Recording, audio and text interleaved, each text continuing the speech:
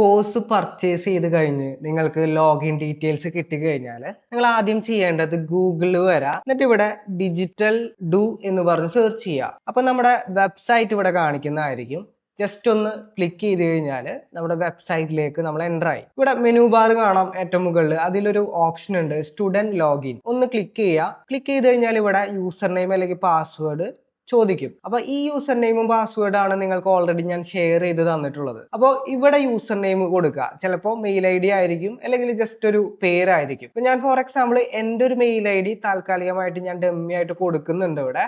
Okay, എൻ്റെ ഒരു mail I D കൊടുത്തു, പാസ്വേഡ് ഞാനിവിടെ ടൈപ്പ് ചെയ്ത് കൊടുത്തിട്ടുണ്ട്. ഓക്കെ, ഇനി ഇവിടെ കീപ് മീ സൈൻഡ് ഇൻ എന്ന് പറയുന്ന ഓപ്ഷൻ കൂടെ ചെക്ക് ചെയ്യുക. അല്ലെങ്കിൽ നിങ്ങൾ ഓരോ തവണ ക്ലാസ് കാണാൻ വേണ്ടി കയറുന്ന സമയത്തും ഈ മെയിൽ ഐ ഡിയും പാസ്വേഡും കൊടുക്കേണ്ട വരും. അപ്പൊ ഇത് ഓൺ ചെയ്ത് വെച്ച് കഴിഞ്ഞാൽ നേരിട്ട് ക്ലാസ്സിലേക്ക് എൻ്റർ ആവാൻ വേണ്ടി പറ്റും. ഇവിടെ സൈൻ ഇൻ എന്ന് പറഞ്ഞ ഓപ്ഷൻ കണ്ടില്ലേ, അതൊന്ന് ക്ലിക്ക് ചെയ്യുക.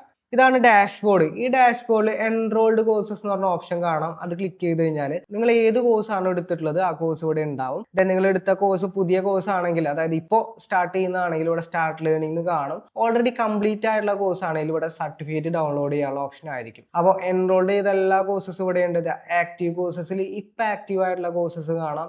ഏതെങ്കിലും ഒരു കോഴ്സ് എടുത്ത് കംപ്ലീറ്റ് ചെയ്തിട്ടുണ്ടെങ്കിൽ കംപ്ലീറ്റഡ് കോഴ്സസിൽ കംപ്ലീറ്റ് ചെയ്ത കോഴ്സസും കാണാം. ഇപ്പൊ നിങ്ങളൊരു ഫ്രഷർ ആണ്, ആദ്യമായിട്ടാണ് കോഴ്സ് എടുക്കുന്നതെങ്കിൽ നിങ്ങൾക്ക് ഇവിടെ സ്റ്റാർട്ട് ലേണിംഗ് എന്ന് പറഞ്ഞ് കാണിക്കും. ജസ്റ്റ് ഒന്ന് ക്ലിക്ക് ചെയ്യുക. ക്ലിക്ക് ചെയ്ത് കഴിഞ്ഞാൽ നേരിട്ട് നിങ്ങൾക്ക് ക്ലാസ്സിൽ എൻ്റർ ചെയ്യാൻ വേണ്ടി പറ്റുന്നതായിരിക്കും.